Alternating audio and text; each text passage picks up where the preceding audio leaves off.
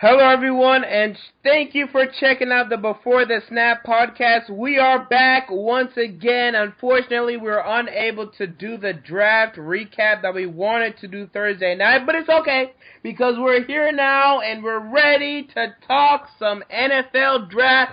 I have my co-hosts here, Chase Oliver and Lou Test a Mark. What's going on, fellas? It's going good, James.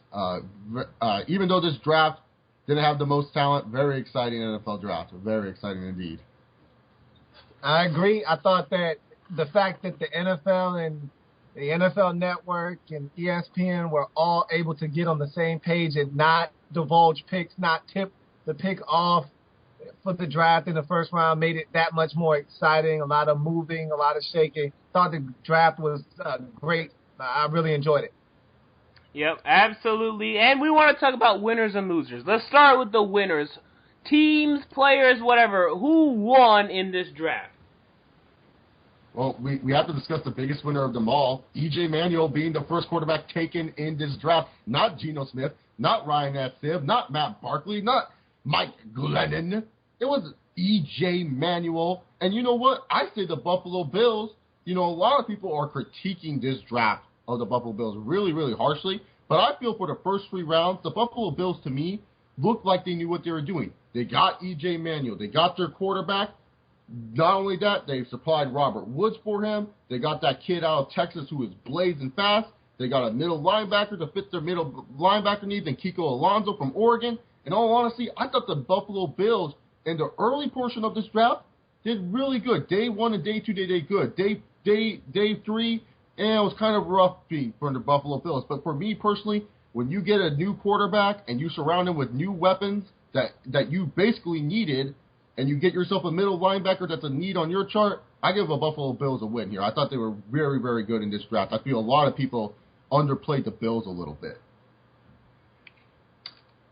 For me, I look at some teams that are under the radar in this draft. I think that I'll just throw out a few that I thought had a really good draft in my eyes. I mean, the one that stands out for everyone is Minnesota with the 3 first-round selections. Agreed. I mean, I think everyone is in agreement there that the Vikings really knocked it out of the park in the first round. They got a lot of value at the back half of the first round with guys that weren't supposed to be there when they drafted. And so you got to feel like the Vikings really did some damage in the first round. And even with their 4th and 5th round selections, I thought they had some really good picks there as well. Especially their 4th round selection. Very good pickup. Yeah, definitely. And so you see them getting the linebacker Hodges out of Penn State and the punter Locke out of UCLA. Those are all really good selections by the Vikings. You also look at Arizona. I really love the Cardinals draft. And I tell you what, you couple the draft with the moves that they made in the offseason, and you got to think that the Arizona Cardinals are really heading in the right direction. They get Cooper to really fortify that offensive line. They get Mentor in the 2nd round. That's a guy that can start right away at middle linebacker inside for you in that 3-4 defense that the Cardinals like to play. You get Tyrann Mathieu. Now, look, we don't know what this guy is going to be at the next level, and there's a lot of question marks there. But if you get the most out of him, who knows what this guy could be in the league. I like the pick there. I like the risk involved. But there's also a big upside and big reward there if they can get it to pan out for them. You look at Stephon Taylor. I like this guy, and they need running back help. I mean, that's a great pick in the 5th round out of Stanford. And I'm always looking around at other guys. I was studying the quarterback class last year because I thought the Redskins were going to have to select Ryan Tannehill. And while watching him, a guy that really grew on me, Ryan Swope, is selected by these same Cardinals. Yes. What is there not to like about the Arizona Cardinals draft? I thought they did an excellent job. And so you get Andre Ellington as well. Just a lot of different variety of players for the Cardinals. I thought they had a wonderful draft. I actually thought that Jacksonville had a really strong draft as well. You look, this team got tremendously faster. And the one thing I always looked at the Jacksonville Jaguars and said, man, this is a really slow football team. You take away Maurice Jones-Drew, and you look at the rest of their parts, and they're just a really average speed team. Not a lot of speed out there. So they go and they get guys like the quarterback or ex-quarterback out of Michigan in Denard Robinson. You also look at another guy that can flat out run in Ace Sanders, and you're thinking to yourself, they just upgraded the speed on this football team. Now, are these guys going to be able to contribute in a multitude of ways? Of course they are. Are they going to be guys that you can just throw the football to? No. But these are guys that can contribute out of the backfield, in the returns game, bubble screens, drag routes, things where you just get the football in their hands and allow them to work. They need more players on their team like that. I like that from that standpoint. You get Joko, you get Cyprian, you also get Dwayne Gratz, a guy that everyone was talking about, Bleedy Ray out of UConn at the corner position. No one was talking about Dwayne Gratz. And here's a guy that I think – a good reason for that. I actually like Dwayne Gratz. I think that he's a solid corner. Is he A-list corner? No. But he's a guy that can start as a number 2 corner in this league. I think he's going to fit in to what Gus Bradley wants to do in Jacksonville. I actually thought the Jacksonville Jaguars had a really good draft. And I also have an honorable mention for the Tennessee Titans. I thought they had an excellent draft as well. You look at what they were able to do at the top half of their draft. They get the guard. I didn't think guard was going to be an option at 10. And the guy they wanted all along is sitting right there when they pick at 10. You can't ask for it to be any other way. I mean, that was as good as it gets. Then you look at them getting a homegrown product in Justin Hunter in the second round, and you just say to yourself, wow, the Titans really struck gold in the beginning of the draft. And then you look at their third round selection, and they get Bleedy Ray Wilson, and so you get a little bit of length there, something that they don't have at the cornerback position right now. And they get the fastest linebacker in the draft in Gooden. And so I just thought that Tennessee had a really good draft as well, too. Yeah, I don't want to say too much on Tennessee because, they are my favorite team. However, like you said, Xavier Gooden, the fastest linebacker in this draft. And they have another one. They have Zach Brown, who is also very fast. So that's going to be very fun linebacking core to watch. Yeah, definitely. I love it. But I feel the biggest winners in this draft, the 100% biggest winners in this draft, no questions asked for me. If you ask me who was the biggest winner in this draft, it was the Green Bay Packers. The Green Bay Packers ultimately destroyed this draft. First round, the Indianapolis Colts draft Bajorn Werner and leave Dayton Jones to go to Indianapolis? Go to Green Bay, I mean? Are you kidding me? Clay Matthews and Dayton Jones? That's a scary combination to look out for. Then in the second round, most thought he was going to go into the first in this position. All these other running backs taken before him. Gio Bernard, who I think will do well in Cincinnati. Le'Veon Bell, who will probably do well in Pittsburgh. Monte Ball, really? Before Eddie Lacy? That's ridiculous. A lot of people were scared away by that medical, man. Yeah. I mean, the Steelers flat out said we were scared away by the medical. Yeah, and I can understand, but Monte Ball also has medical issues as well. You're pretty much replacing Willis McGahee for Willis McGahee 2.0 with Monte Ball. But then, when you looked at this, they said the Saints wanted to trade, okay? The Saints also had an excellent draft. Saints wanted to trade. They go down to the fourth round. In the fourth round, this is where the Packers just dominate. They get offensive tackle and guard, can play right side on both ends. David Bakhtiari from Colorado. Colorado's a good school when it comes to offensive linemen. Look at Nate Solder if you need an example. J.C. Treader, guard and offensive tackle. He can play on the left side. He is good enough to probably play on the left side. And then they get probably one of the best running back prospects in Jonathan Franklin. They get two of the top running backs in this draft right here, right now. And that was big. Yeah. Then you look later on, the worst draft pick was Kevin Dorsey. But even then, Kevin Dorsey's a very, very good, solid wide receiver. Charles Johnson's a good wide receiver to pick up. You pick up Josh Boyd. Nate Palmer is in the mix. More defensive end and outside linebackers to add depth there. And then the final pick is Sam Barrington coming from South Florida. And those small South Florida schools, those boys know how to play ball. It's just that they're on bad teams because, Florida produces a lot of great talent when it comes down to defensive sides of the ball. What I love is just that the Green Bay Packers nailed on every pick. They got their offense better. The whole thing about the Packers not having a running game, now they have two rookie running backs who could become a tandem. They're different types of running backs. They're not the same. Both of them can catch out of the backfield. you have two different running backs that can become a lethal tandem for at least 8 years, if you want to keep both of them, that is, unless one of them says, you know what, I want to be a starter somewhere else. But you have a tandem at least for 4 years in Green Bay that could be scary, especially with that man Aaron Rodgers passing the football. So in all honesty here, Green Bay killed it in this draft. They killed it in this draft. They are the ultimate winners in this draft. Minnesota, they come up second to me, getting 3 first-round talents right then and there. That is amazing. But for me, Green Bay, if you look at just every single round, not just the first round, every single round, Green Bay nailed it, and they are the best team in this draft, and they got their team that was already great even greater. And the biggest thing for Green Bay, which to me, like what you said, those 2 running backs, Eddie Lacy, Jonathan Franklin, those guys are going to be getting some big yards for Green Bay. They finally have that running game that they've been needing for years now. Even when they won the Super Bowl, they didn't have a great running game. And like you said, Detone Jones being added on to that pass rushing core, wow.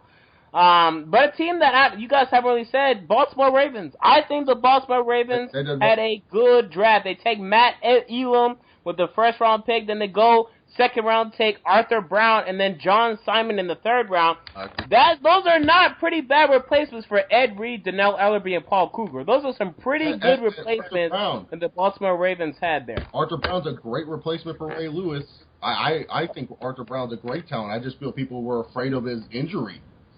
I mean, in all honesty, if no one was afraid of his injury, this guy would have probably gone in the first round. But also the St. Louis Rams, we can't forget about them. They had a really solid draft. You know, Stedman Bailey and Tavon Austin on the same team. I mean, pretty much the same wide receiver. You have a bunch of different fronts now that you can use. You have 2 type of Percy Harvin receivers on your team now, not just 1, 2 types. Stedman Bailey, of course, not on the level of Tavon Austin, but still a really good wide receiver. So St. Louis, when you look at the skill position department, they did a really good job, and they played the draft game really well by trading up and down when they needed to. I'm glad you mentioned Baltimore because I think a lot of times what happens with the Ravens is that they go unnoticed, or what they do in the draft, you just brush by it because in Ozzie they trust, and he's so good at this. The Ravens are so good at this. They're like the Steelers. They just get it, and they draft Baltimore Raven players every year.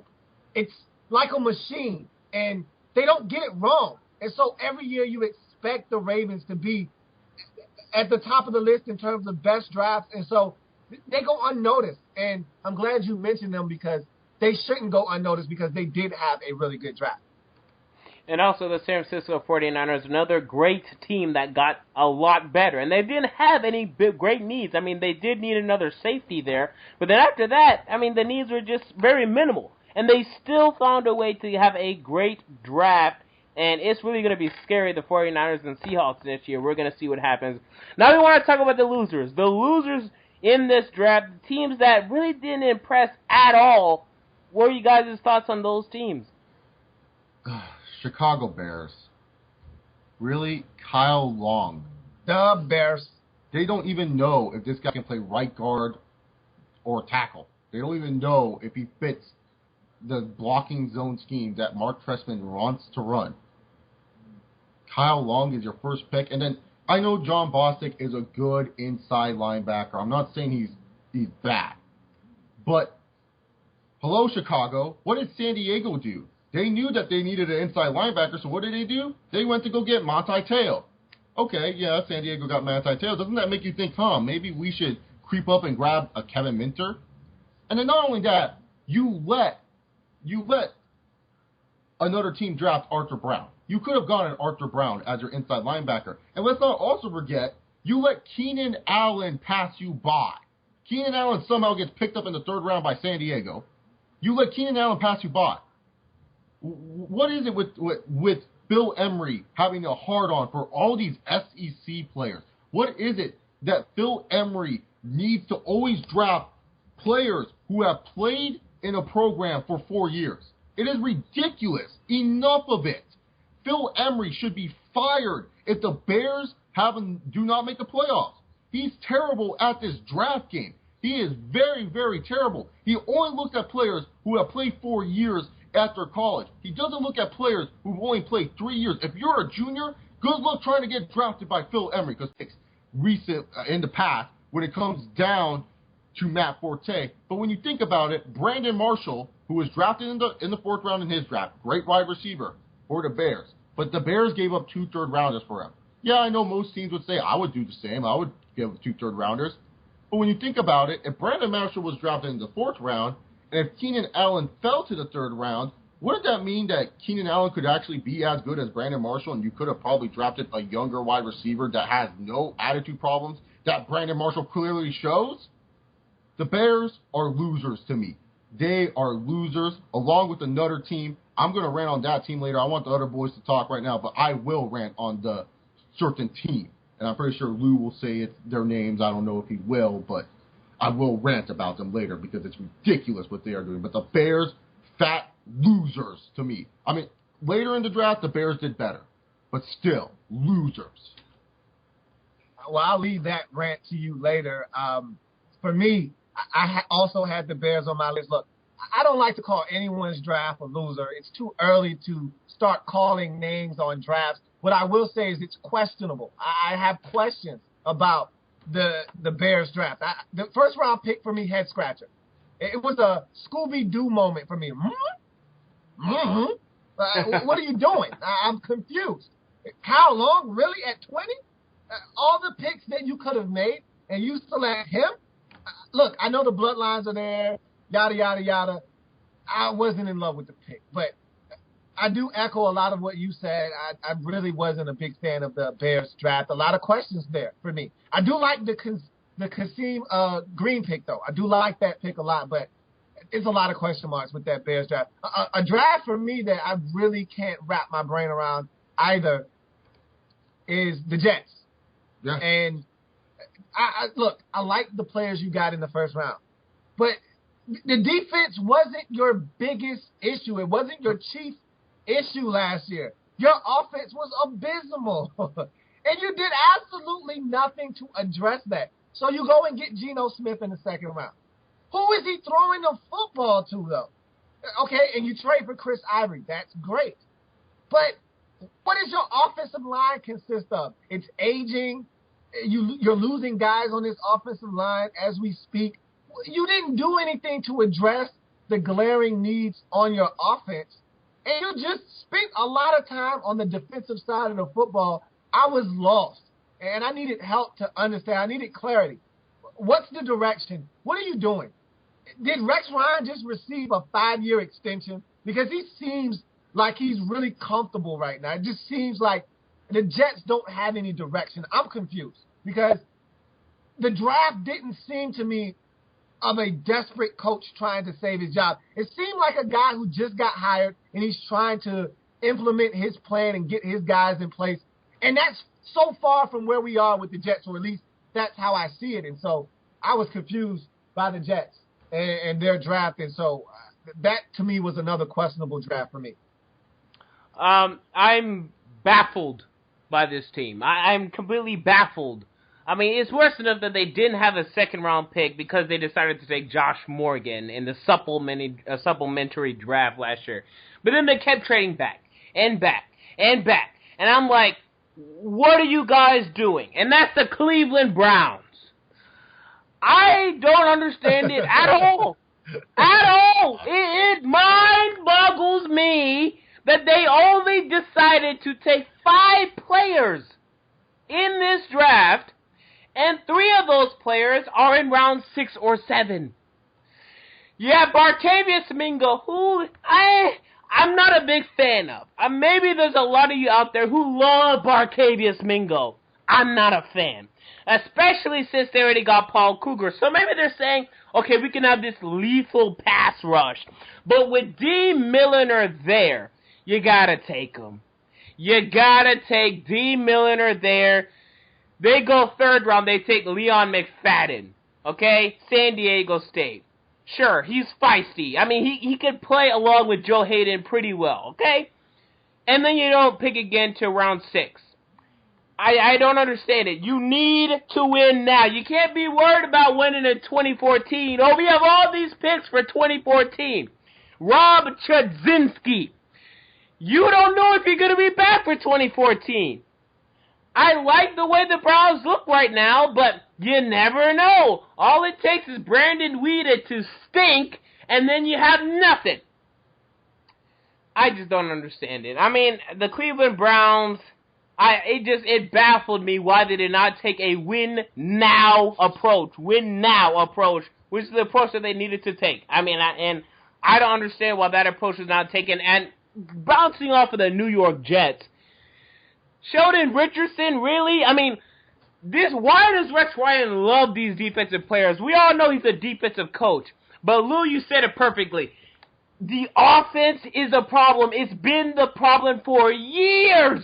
And I would have liked, this is what I like to have seen. I would have liked to say, you know what? Let's get Chance Warmack with the number 9 pick. Let's get Chance, okay? Let us get Chance Warmack. Let's run the football. Let's do ground and pound, Rex Ryan style, okay? I don't agree with that way being the way to go, but at least do something to help that offense. You want to take Geno Smith? Who's he going to throw to? Who the hell is Geno Smith going to throw the football to? There is not anybody worth a damn that he can throw the football to. Good luck, New York Jets. Good luck. Now it's time for my biggest loser. The Jets are losers because they should have went Chance Warmack and then get Geno Smith and then say see you bye to Tim Tebow, which they already did. So, Jets, you only got like 1/8 of it right, which is not good. But the biggest loser has to be those Dallas Cowboys. Jerry Jones, what in the hell are you smoking? Because I want some of that. Jerry Jones does an interview with NFL Network after day 2. And Jerry Jones literally says, I think we got everyone. Those players that we drafted, these are Jerry Jones' words, not my words. Those players that we drafted, if you saw our draft board, those players were right next to each other and they lined up perfectly with each other. Those players were the players we wanted then and now. They were on our draft board higher. Are you kidding me?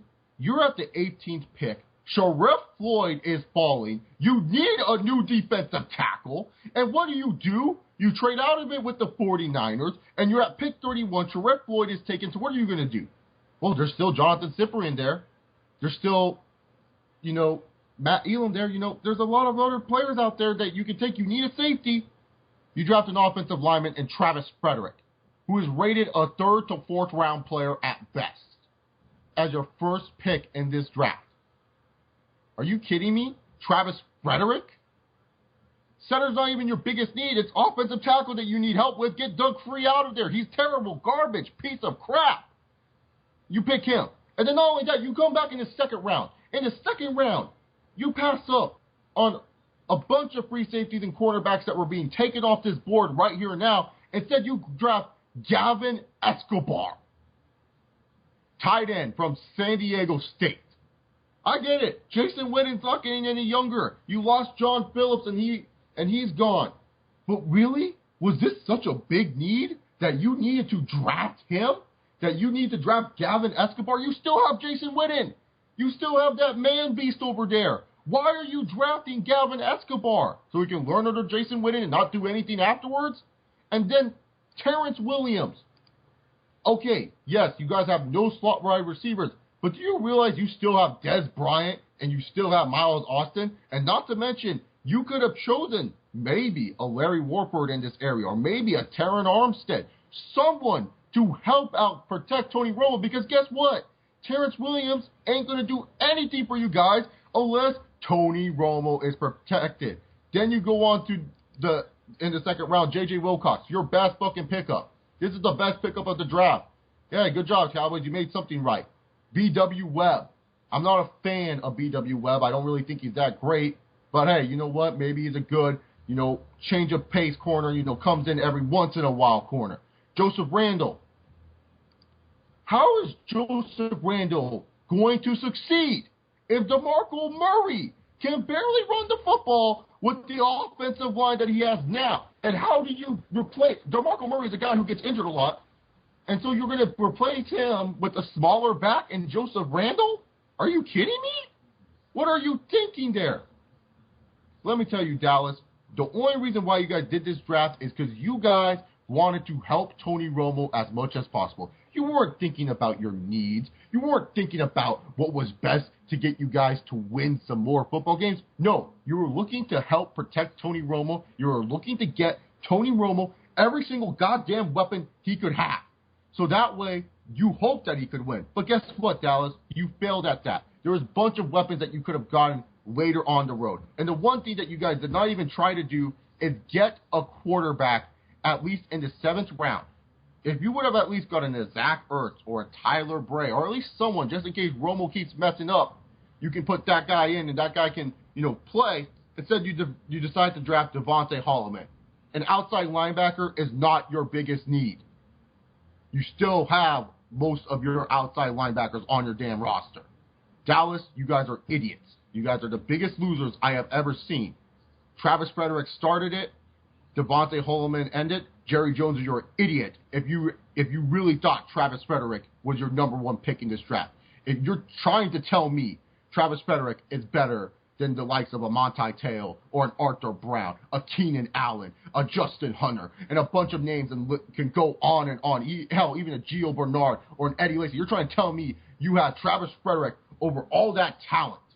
That is ridiculous to me, especially a Jonathan Cyprien and a Matt Elam that you could have used for your team. Ridiculous, ridiculous, ridiculous. This is why the Cowboys cannot succeed, because they do not do enough to help Tony Romo succeed. Tony Romo's 6 years is going to be terrible. Jerry Jones should be fired as GM. He should just be an owner, has no business with this product whatsoever. You know what, guys? Take a book from San Diego. Try to find someone young that could hopefully lead this Cowboys. San Diego drafted the young 40-year-old Tommy Telesco. They got him. They said, you know what, he's 40 years old. Let's take a test with him. And Tommy Telesco, for the most part, had a really good draft for being a young kid. Take some notes. Get young. Do something smart for once. Stop letting Jerry Jones make this circus even bigger. It is pathetic. Doesn't it seem like Jerry Jones picks from a different draft board than everyone else? It just seems like he's drafting out of a different pool of players. And so, again, the Travis Frederick pick it blew everybody's mind. Okay, you trade back out of 18 and you're thinking, man, the Cowboys, they've really got it. They traded back. They didn't like the value at 18. They're still going to get a really good player at 30, and then they do that. You're like, oh, wow. Another one of those Scooby-Doo moments.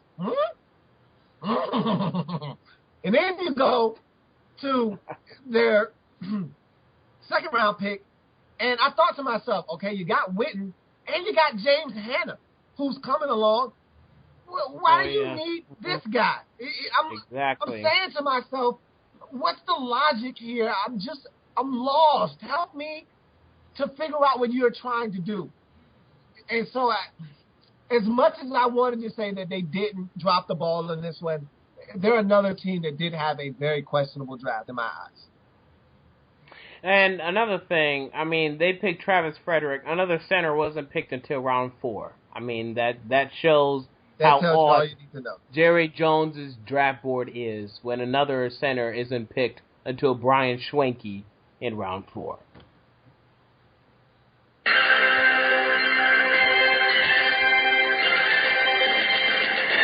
Chase, it's time for a College Minute of the Week. Yes, it's the return of the College Minute of the Week. Goodbye, Legends Division. Goodbye, Leaders Division. You guys are no more in 2014.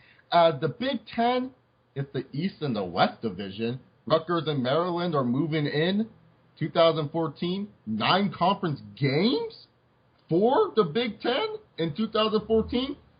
That's a lot. And the Big Ten in 2014, I won't be surprised if they are favored more than the almighty dominant SEC. Because the SEC doesn't even have 9 conference games in their schedule. They only have 7. Really, to be honest here, the Big Ten is making big strides in college football. They could probably even change the game of college football. With the playoffs being introduced in 2014, it looks really good for the Big Ten. The Big Ten looks like it's growing and probably going to evolve college football system altogether. The one problem with the Big Ten, with their East and West dividement that they did, was that the East pretty much has just Nebraska and a bunch of other teams that are either just going to improve or not improve, while the West has Michigan, Michigan State, Ohio State, and Penn State when they're all sanctioned and are able to play in the Big Ten Championship. Yeah, I feel there's some balancing issues there. When Nebraska is the best team in one division and then you have 4 top-notch tier teams in one division, there's some balancing issues there, and I feel like they need to work that out. I don't know if they need to bring back Legends and Leaders division, but in all honesty here, good job for the Big Ten. They're making big moves, and I cannot wait to see how this turns out in 2014 for the Big Ten. 2014 college football season, the Big Ten is definitely a conference to watch there. All right, well, we want to talk about steals and reaches. Let's start with the steals.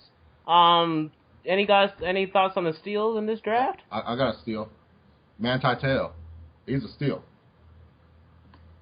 San Diego traded up to get him. They got Manti Te'o. Manti Te'o's a first-round graded talent. Very, very good instinctive linebacker. And in a 3-4 system, which San Diego runs, he works really well in. I think he's a good steal for San Diego. I think a lot of teams that, passed up him on the first round, are probably going to regret it. Another steal that I thought was Landry Jones and Ryan S. Sibb in the 4th round, along with Matt Barkley. All those quarterbacks in the 4th round that are named Matt Barkley, Ryan S. Sibb, and Landry Jones, I thought they were steals at that position, especially like, Eli Manning and Ben Roethlisberger. Contracts are going to come up and they're going to start talking. They're going to want more money. We know Ben Roethlisberger's down to, cut down. What about Eli? Seeing Aaron Rodgers getting paid all that money. Seeing Matt Ryan maybe get paid all that money. Tony Romo, Joe Flacco. Eli's going to be, gnawing at the ear for that money. That's why they got Ryan Nassib. Ryan Nassib, very, very underrated, good quarterback. Very big steal in this draft. I thought that the Giants also got another steal in DeMontre Moore. Really good fit in this draft for the New York Giants, especially what they did. And they didn't need to use him. They didn't even need to use him in the first round. They actually went different in the first round. They drafted Justin Pugh, who I thought was a great talent, but not really a steal, more of a reach.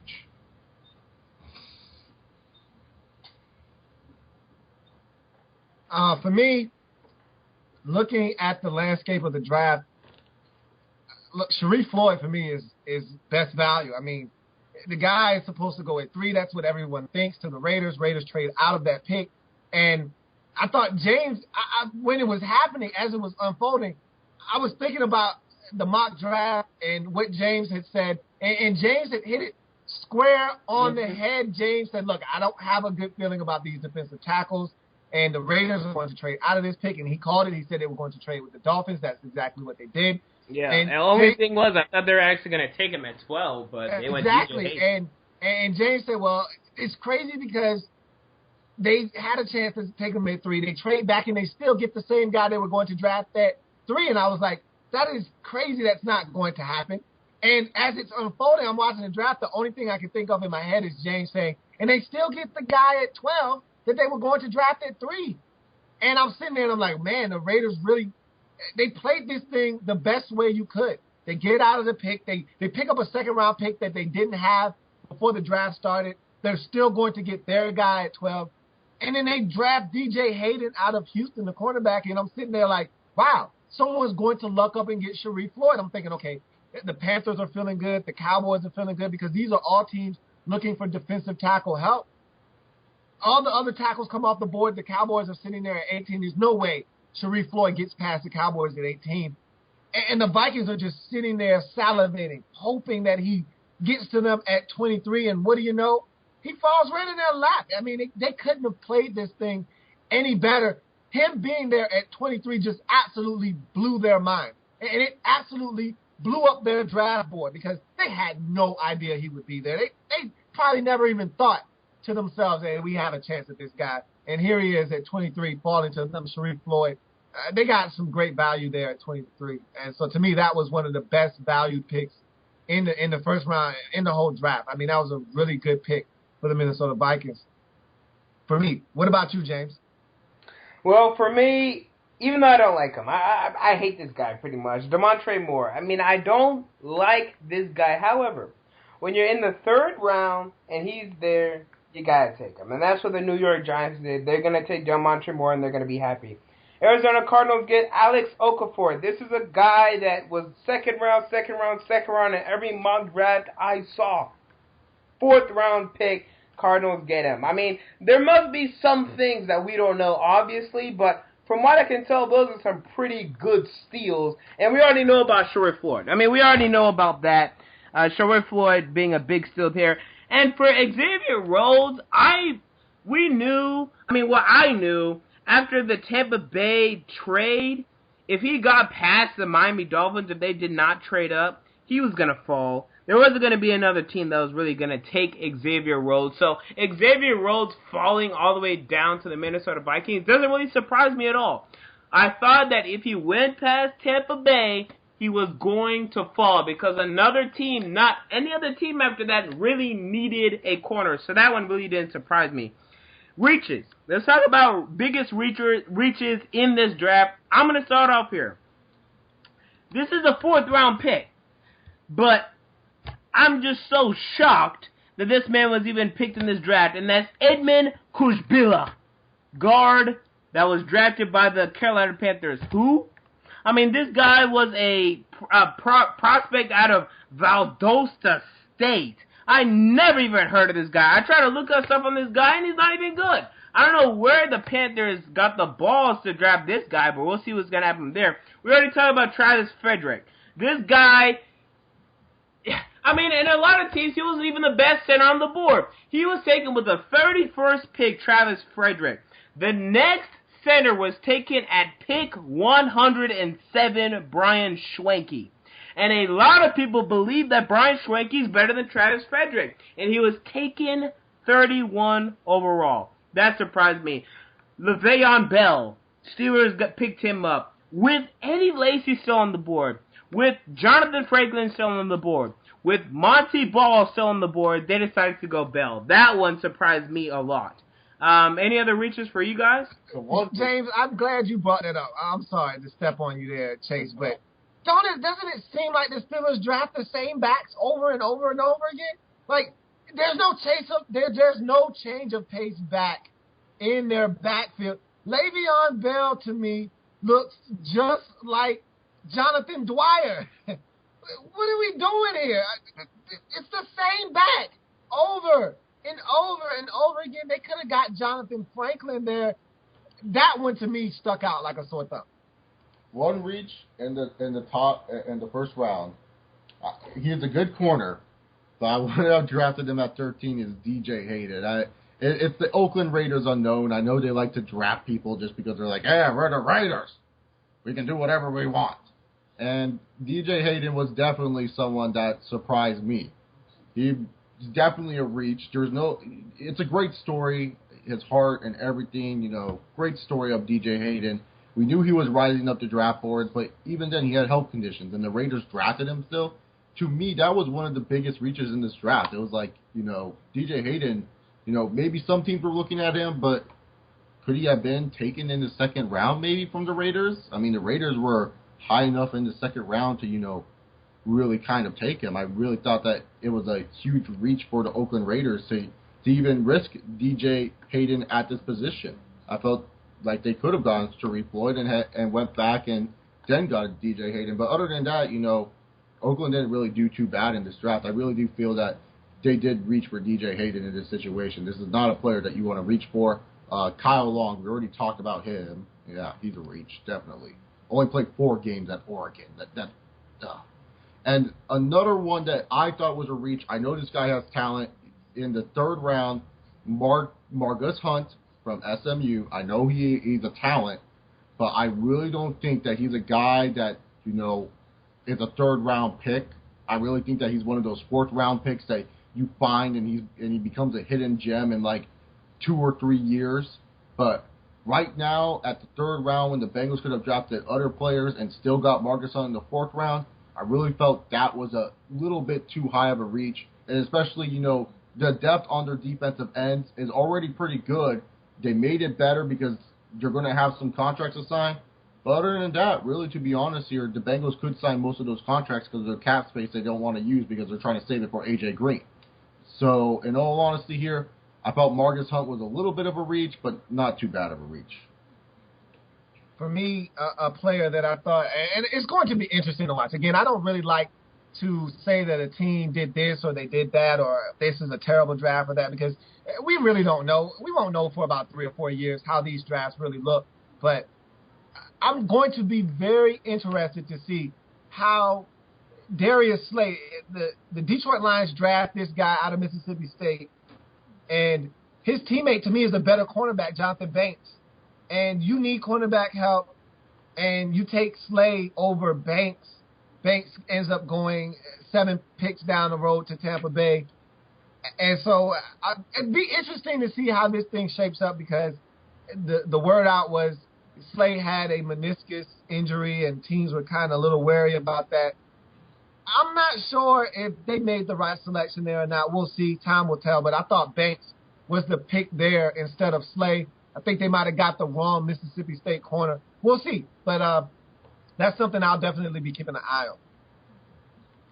Also, Cornelius Tank Carradine. I mean, this guy was taken with the 40th overall pick, so not a big steal, but I mean, I love this guy. I mean, I understand the ACL injury really scares a lot of teams off, but I really love this guy, and they're not going to use him because they already have enough defensive ends and outside linebackers in San Francisco, but that was a pretty good value pick. Also, Keenan Allen, and taken in the 3rd round. This guy was projected to go round 1. Round 1, he was projected to go taken behind everybody. Almost everybody he was taken behind. DeAndre Hopkins, Justin Hunter, Robert Woods, pretty much everybody. And that really surprised me. Matt Barkley, and I can't believe he was taken under Mike Glennon and all this other ridiculousness, but then as soon as round 4 hit, all those quarterbacks went boom, boom, boom, boom, boom, right off the board, and that surprised me. Another steal that I liked, he won't be starting for this team, is Sean Renfree from Duke going to Atlanta. That is a good pickup right there for Atlanta, because especially if you don't want to give especially if Matt Ryan does what he did in the NFL. I know Matt Ryan has played well. He's a really good quarterback in the NFL, but wasn't it almost kind of Romo-like what he did in the NFC Championship? Jarvis Jones. Pittsburgh got Jarvis Jones and guaranteed almost every team besides maybe San Diego, Arizona, and Tennessee, and maybe even the Jets, I would probably say, would regret it. Will regret mostly not taking Jarvis Jones. Jarvis Jones is a great player, and everyone was afraid of his spinal stenosis. But let me tell you guys something. Spinal stenosis is just little back pain, nothing more. Jarvis Jones is going to be a steal, and I feel a lot of teams are going to regret not taking him. Spinal stenosis is no joke. It forced Chris Samuels to retire early. It's the narrowing of your spinal column. You can be paralyzed with one bad hit, so it is something that you have to pay attention to. But like you said, there is a lot of players out there. And I want to talk about some guys that went undrafted that were signed. I thought that the 49ers just continue to get – the rich get richer. They make me so sick because they just have an abundance of riches. It is ridiculous. And it is I like to call douchebag moves when good teams somehow manage to get all these players. It's a douchebag move. It's like, why? Oh my goodness! It just keeps going and going. They even get the guy that no one knows anything about, Okoye from overseas, and he's going to be a project. But the guy's like 6'4", 6'3", 297 pounds. Runs a 4.6, 4.7 40. He's a heck of an athlete. They're going to get him as a project. They get Lattimore as a project. They get Tank Carradine, and they can put him on ice if they like. It's just like they just have stuff sitting around if they decide to use it. If they don't, like their draft pick last year, A.J. Jenkins, hey, we'll use him if we want to. If we don't, fine. They just have stuff laying around. And it's just it's sickening because they just have so many assets, players. Exactly. I mean, teams could use these guys. And then other teams just sit back with $30 million in cap and don't do anything, and they stink like Jacksonville. They don't do anything. They're fine with stinking. They're just like, we suck, but we'll just wait till the draft. I mean, we'll draft well, isn't that? While the 49ers and Seahawks are just like, oh, you want to sign this guy? Well, we'll sign this guy. You want to sign this guy? We'll sign this guy. You want to sign this guy? We'll sign this guy. And it's just ridiculous. Really Wow. I mean, Unanimous. how can anyone compete with these guys? And you look at the Bills and them getting Derek Rogers. I thought that was another solid move by the Bills, trying to help that franchise along and give EJ Manuel all the targets that he needs to help excel in that offense. Yeah, I also, just Marquise like that. Goodson they drafted. Yeah, that's great. And Chase spoke to that earlier about the speedster he was referring to, Marquise Goodwin, and I think they really did some things. Not to mention they already had T.J. Graham there, a guy that's really fast from NC State a year ago, and Stevie Johnson, and so they're building some pieces there. I don't know what this is. It's a smorgasbord of parts right now, but I like what they're trying to do. If they can get it to come together, they could have something in Buffalo. And especially Yeah, it's with not the same old boring Shane Gailey approach. Yeah, and especially Robert Woods, because a lot of people just dismiss Robert Woods. Well, I would dismiss Robert Woods too, because his teammate Marquise Lee is the best wide receiver prospect I've ever seen since Randy Moss. So yeah, of course I would forget about Robert Woods too. But Robert Woods, when Marquise Lee was a freshman, was a baller. This kid was amazing. And it was just because Marquise Lee is just such a freak of nature that people forgot about Robert Woods. Don't sleep on Robert Woods. Robert Woods is not a receiver to sleep on. He's very underrated. And I feel a lot of people sleep on him just because, Marquise Lee got, 300-something yards against Arizona, and he was putting up all these crazy numbers. And even with USC struggles, when USC had that one quarterback enter in, I can't even remember his name. Marquise Lee still did good in the game against Notre Dame. So, yeah, I would forget Robert Woods too, but don't forget about Robert Woods. And also, kids, if you're in college and you are projected to be a top 10 pick, don't do the Matt Barkley. Go into the NFL draft. Teams don't care how many national championships you win.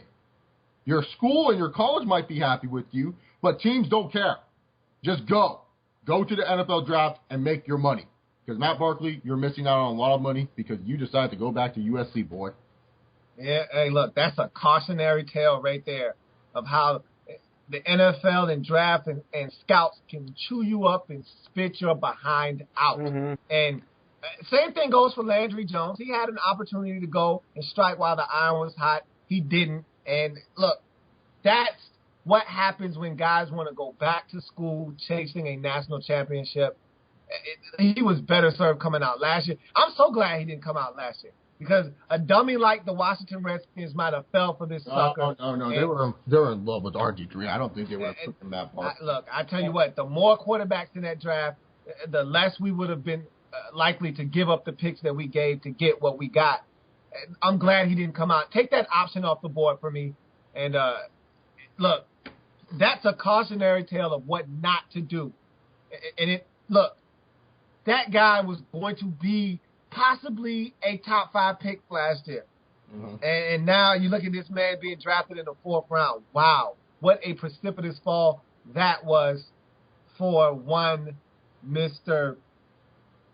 Matt Barkley. Matt Barkley, thank you. And you know who's going to be Matt Barkley next year? Guarantee you. Next year, this man messed up by not going into the draft this year. Tyler Bray is a genius compared to this man now. I was like, why is Tyler Bray going up? But he's a genius now.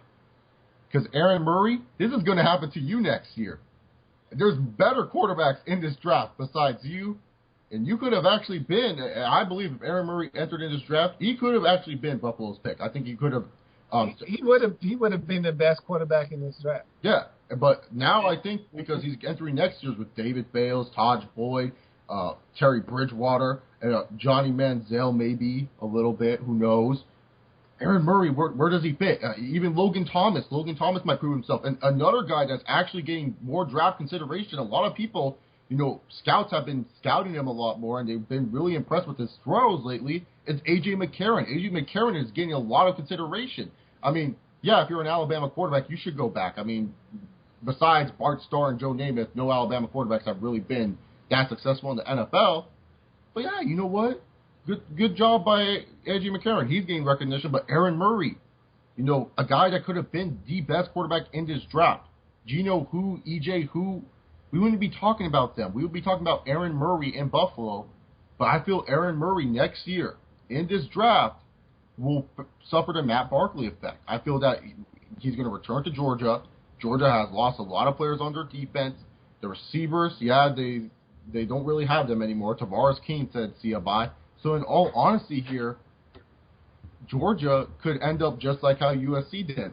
Lost most of their players, and then ended up not really turning out so well. So really, to be honest here, hell, I would even say Zach Menenberger.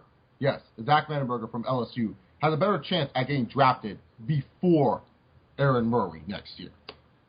And also, I mean, even non-quarterbacks like Jadeveon Clowney. This year, he said, I'm going in this year. I'm going to sue. I'm going to do whatever I have to do. I need to get in now because teams love me. And all it takes is just one bad year, one snap of the leg, one snap of the knee, and you're done. And you're falling down draft boards, and it's just so quick. I mean, it really is just quite amazing. And I can't wait to see what goes on next year. Next year's draft is already stock loaded with talent at the quarterback position, non-quarterback position, wide receiver, cornerback, wide receiver, linebacker. Well, linebacker's kind of weak. Tackle is Taylor Wan, Syria Kuku from Alabama. You know, we got a lot of players coming in from this draft that's going to be pretty damn good. Next year's draft is going to look really good compared to this year's, but in all honesty, for all you kids, if you're somehow listening to this podcast, do not go back. Leave when you have a chance. Go make money. Go buy your mom a house like most kids do. Look, and on that note, go ahead. No, you can go ahead. You can go ahead. I was going to end it, but you can go ahead. I just got to toss in one thing. There's a draft advisory board that tells you where you're most likely to go. And if you consult with them, and they're brutally honest with you. They'll tell you, look, you're probably not going to be drafted until the 4th round, or you're going to be drafted probably somewhere in the 2nd round, or you're going to be a 1st-round pick most likely. They give you every opportunity to weigh your options. And look, you got to be smarter than just listening to an agent who is telling you what you want to hear, which is, hey, just get to your 2nd contract like a Tyler Bray and get yourself undrafted. You got to know when to say when. And so some of these guys overthink it. Others rush to the finish line and they never make it. So. And on that note, we're going to end the podcast. Thank you for checking out the podcast. Make sure to like us on Facebook, facebook.com/beforethesnap. Make sure to follow us on Twitter, twitter.com/beforethesnap. Make sure to check out the website, beforethesnap.com. And make sure to subscribe to this very YouTube channel where new podcasts are uploaded every Wednesday. Real quick, we're going to recap the poll of the week. Last week, who should the Chiefs take with their first overall pick? 80% of you said Luke Joeckel, 10% said Geno Smith, and 10% said Eric Fisher, and we were wrong. I mean, 80% of us were wrong. They decided to take Eric Fisher, so for the 10% of you that voted Eric Fisher, good for you. You were right on this one. Vote on this week's poll. What was the most shocking pick of the NFL draft? EJ Manuel, DJ Hayden, Kyle Long, or Justin Pugh? Please go vote on that. It's live on beforethesnap.com. And what was that you just said? What about Travis Frederick? He definitely should be in that discussion. There's no way. Oh, yeah, okay. So I'll add Travis Frederick. I'll add Travis Frederick into that. Yeah, he definitely needs to be in that discussion. All right. So on that note, we're going to end the podcast. Thank you for listening. Check us out next time. And until then, we'll see y'all later.